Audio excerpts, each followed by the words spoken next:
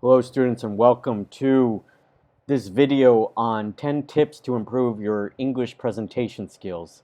This is a new kind of video that I'm doing today to talk more generally about how to improve your presentation skills as a non-native English speaker or learner.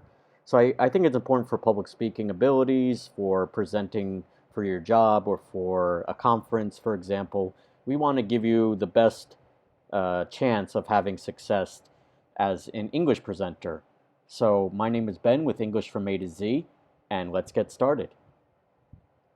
So how to improve your English presentation skills. I have 10 different tips or pieces of advice I'd like to give you based on my own experiences of watching non-native English speakers give presentations in both formal and informal settings. So for a work conference or maybe in a briefing or just in general, maybe in front of friends and family. There are different things that I've noticed that I've jotted down over the years, which would help the average English learner improve on their presentation skills. So I'm going to begin with the first one, and these are no particular order. This is not a top 10 list per se, but it's a list of 10 different points that I want you, the student, to understand. So the first one is don't use a translator, interpreter if possible. It's easy to rely on somebody to speak for you or to tell the audience what you just said, but really you want to get better at English and you want to do better with business English or presenting English uh, for professional purposes. You shouldn't rely on a translator or an interpreter. You should be comfortable speaking on your own. Maybe you can use the translator if necessary for question and answer sessions, but it's best to not use a translator or an interpreter if you can. The next one is don't read off the teleprompter. It kind of just makes you sound robotic in a way. If you read off the teleprompter, yeah, you're reading in English, but you're not really focusing on the audience or you're not focusing on what you're actually saying. It makes you a little bit too reliant and it could hurt your pronunciation rather than just using your notes or just following the presentation slides that you have. So next I want to talk about pausing for effect. It's good not to speak too quickly. Sometimes you want to give it a second or two where you pause between sentences. If there's something that you really want to get across to an audience, it's good not to just rush through each of your presentation slides or each of your paragraphs. You want to pause for effect. You want to let it sink in so that the audience really understands what you just said was very important. Another tip I have is gather your words before speaking. Don't begin speaking unless you're ready to address each point in your presentation. Make sure you understand what you're saying, the pronunciation of each word, and how the words should sound. So make sure that you gather your words before you begin to speak. Another tip here is make sure you speak loud or loudly enough or louder to be heard. I've seen this multiple times where you're at a presentation or you're at a conference or a work event and maybe the English speaker, it's not their native language, which is fine, but they speak very slowly and quietly, and you can't even hear them. So make sure you enunciate, and leads me into another tip. You want to enunciate both properly and clearly. Enunciate each word's sound. Make sure that you're sounding out each word. Make sure you're speaking loudly, especially if you're in a room of 5,000 or 1,000 people. If you're in a big auditorium or a big conference room, you've got to adjust your volume based on the size of the room that you're in. But you want to speak loudly enough so people in the back can hear you. And this is why you need to practice with a colleague at work or a friend or even a family member. Make sure that they can judge whether, for example, another tip that I have here is make eye contact with the crowd. You don't want to be looking at your notes or looking off to the presentation that you might have, the slides that are up on on the screen. You'll probably be using a screen to show your presentation. You don't want to be looking at the presentation all the time. You want to be focused on the audience.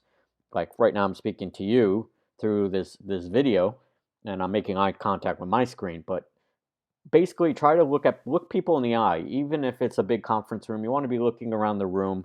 You want to make sure you're not looking off the PowerPoint or the screen. You want to be making eye contact, not all the time, but you don't want to be looking at your notes or looking at the screen. You want to be looking at the audience. So make sure you speak loudly enough, make eye contact with the crowd, enunciate your words and the sentences so that people understand what you're saying, even if the words are difficult. Make sure you're practicing the presentation beforehand at least 2 or 3 times. And I think it's good to read the room. I think it's good to have your notes prepared, to have a presentation ready. And when you're practicing with a colleague, make sure that they're standing in the back or at different parts of the room so that they understand what you're saying. Make sure you practice by yourself, with a colleague, and maybe with a small group of people before you address a room of 1,000 or a couple hundred people. Another thing that I really want to get across to you all is check for errors in your written presentation. Honestly, and I had to write a note about it, it looks sloppy if the writing is off. If you put so much effort into speaking correctly, your writing needs to reflect your speaking prowess.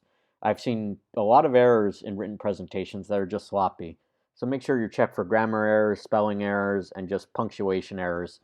If you care enough about making the presentation for your job or for your conference or for your academic goals, you need to make sure your written presentation matches or exceeds the quality of your spoken presentation. Learning English is not just about speaking, it's about writing and also being able to read properly, etc. And the last but not least important tip here is pacing yourself. Don't speak too quickly. Don't go da da da da da. Don't go, hello, my name is so and so. I'm here today to present it to you about. Okay, slow it down. Hello, my name is Ben.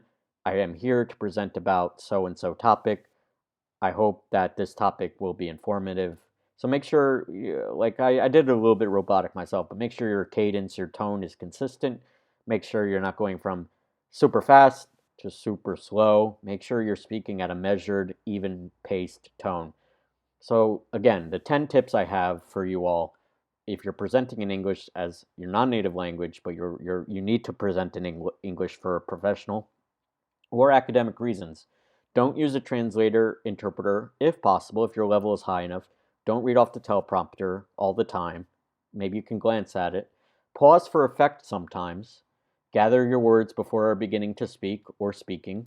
Speak louder to be heard enough. Make eye contact with the crowd. Enunciate both properly and clearly. Enunciate each word. Practice with a colleague beforehand. Check for errors in your written presentation before you give that presentation, and then pace yourself, pace your tone, pace your cadence. Make sure your cadence, your tone, the speed of which you're speaking is consistent. So those are my 10 tips. So hopefully, I think this will help you out a lot if you have to give a presentation in English and it's not your native language, and you're at the intermediate or advanced level. Another thing is make sure you don't read off the presentation or the teleprompter. Use notes. So have a note card. This is one tip I didn't write down, but you can use note cards in front of you. If you're standing at a podium, you can use a few note cards as notes, but you should know your presentation well enough where you're not reading word for word off the PowerPoint or the screen. Thank you very much for watching. I really enjoyed making this video.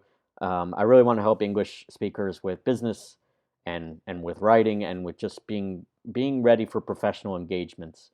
I encourage you to check out our other great YouTube videos on this channel, from learning the entire English alphabet from A to Z to fixing your sentence errors. Hit that subscribe button to follow us here on our YouTube channel if you like this or any of our other videos.